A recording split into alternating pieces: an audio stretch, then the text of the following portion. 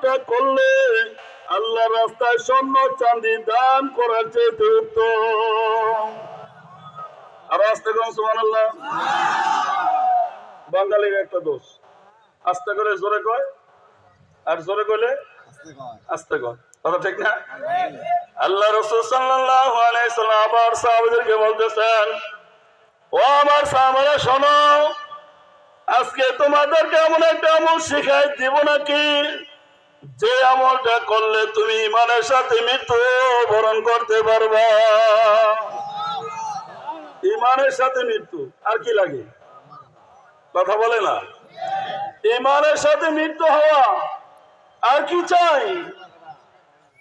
একটা মানুষের জন্য ইমান নিয়ে মরতে পারাটা এটা সবচেয়ে বড় নিয়ামত। কথা বলেন না কেন? আল্লাহ রাসূল সাল্লাল্লাহু আলাইহি সাল্লামের কথা শুনিয়া এবার সাহাবারা বলে, ইয়া রাসূলুল্লাহ, ইয়া হাবিবাল্লাহ, আপনি জলদি বলেন আমলটা কি? আল্লাহ রাসূল সাল্লাল্লাহু আলাইহি সাল্লাম আমলের কথা বলে না, বারবার আমলের তারিফ করতে আছে। বলে, আমার সাহাবারা শোনো, আজকে তোমাদেরকে এমন একটা আমলের খবর জানাইয়া দেব যে আমলটা করলে আল্লাহ তোমাকে আরো বেশি মহব্বত করবে।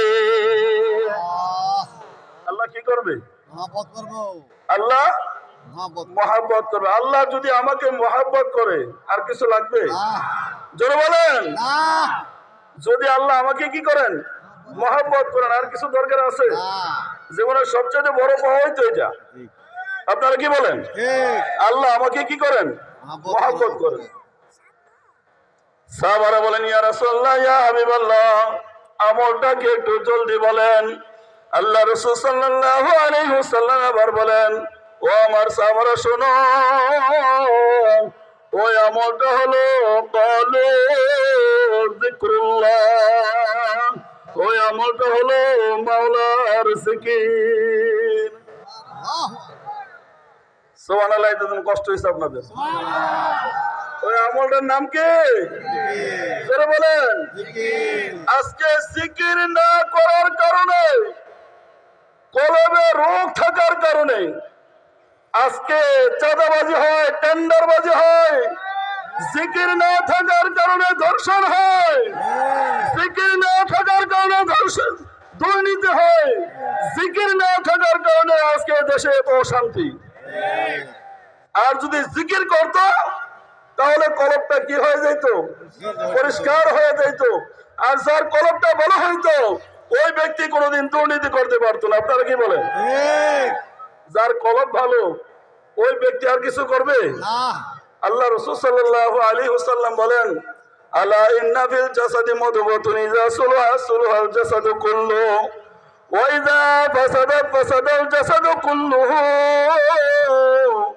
আলা ওয়াহিয়াল কলব। আল্লাহ রাসূল সাল্লাল্লাহু আলাইহি ওয়াসাল্লাম বলেন, ওই মানুষটা আল্লাহর কাছে ভালো যে মানুষটা তার কলবটা ভালো। যে মানুষের ওই মানুষটা আল্লাহর কাছে কি? আর যার কলব ভালো না, সে যত বড় নেতা নেত্রী হোক না কেন, আল্লাহর কাছে সে ভালো না। কথা ঠিক কিনা? এই জন্য ভাইয়ের আমার, বন্ধুরা আমার, জিকিরের আদেশ নবী, রাসূল, আলেম, উলামা, পীর, মাশায়েখ করেন নাই। জিকিরের আদেশ আমার মাওলাই নিজেই করছেন। কথা ঠিক কিনা? ইয়া আইয়ুহাল্লাযীনা আমানু যিকুরুল্লাহা যিকরান কাসীরা ওয়া সাব্বিহুহু বুকরাতান। মুসলমানদেরকে সম্বোধন করে বলতেছেন, হে ঈমানদাররা, তোরা আমি মাওলার জিকির বেশি বেশি পরিমাণে করো। কার হুকুম? জোরে বলেন। আমার মাওলার হুকুম।